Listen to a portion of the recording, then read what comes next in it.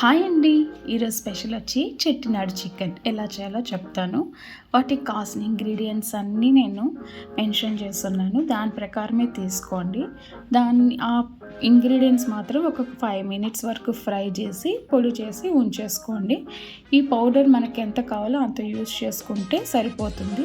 But మన chilli powder అయితే ఇందులో యూజ్ చేయం, ఎందుకంటే పౌడర్లో రెడ్ చిల్లీ వేసాం కాబట్టి ఫస్ట్ ఈ పౌడర్ రెడీ చేసి ఉంచేసుకుంటాం. తర్వాత ఇంకా చెట్టినాడు చికెన్కి చేయడానికి ఒక పెద్ద ఆనియన్, 2 టమాటాలు, చిన్న సాంబార్ ఆనియన్స్ వస్తాయి కదా, అవి 15 వరకు తీసుకోండి. సాంబార్ ఆనియన్స్ వేస్తేనే మంచి టేస్ట్ వస్తుంది నాన్ వెజ్ కానీ వెజ్ కానీ. అండ్ దెన్ వాటిల్లో కూడా కొలెస్ట్రాల్ తగ్గించే ఒక గుణం కూడా ఉంది ఆ సాంబార్ ఆనియన్స్కి. ఆల్మోస్ట్ అవి యూజ్ చేస్తే చాలా మంచిది. బట్ రేట్ ఎక్కువ ఉండడం వల్ల మనము అండ్ దెన్ వర్క్ కూడా లేట్ అవుతుందని యూజ్ చేయం, కానీ but very benefits to us. తరువాత గార్లిక్ పీసెస్ సపరేట్గా ఒలుచుకున్నాను, అది ఆప్షన్ అన్నమాట.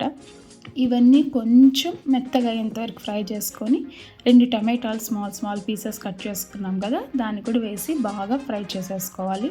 ఇవంతా ఫ్రై అయ్యాక ఆల్రెడీ చికెన్ నేను వాష్ చేసి 10 మినిట్స్ వరకు సాల్ట్ వాటర్లో ఉంచేస్తాను.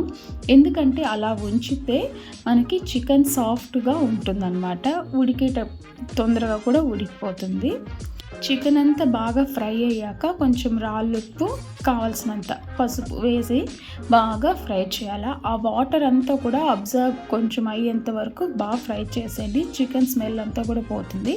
అంటే నేను పౌడర్ చేశాను కదా, చెట్టినాడు పౌడర్, అది ఒక 2 స్పూన్స్ వేసుకోండి ఫస్ట్.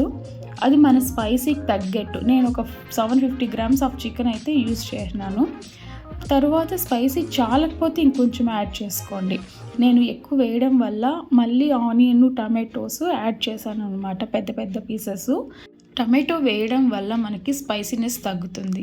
తప్పకుండా ట్రై చేయండి. సబ్స్క్రైబ్, లైక్, షేర్ అండి.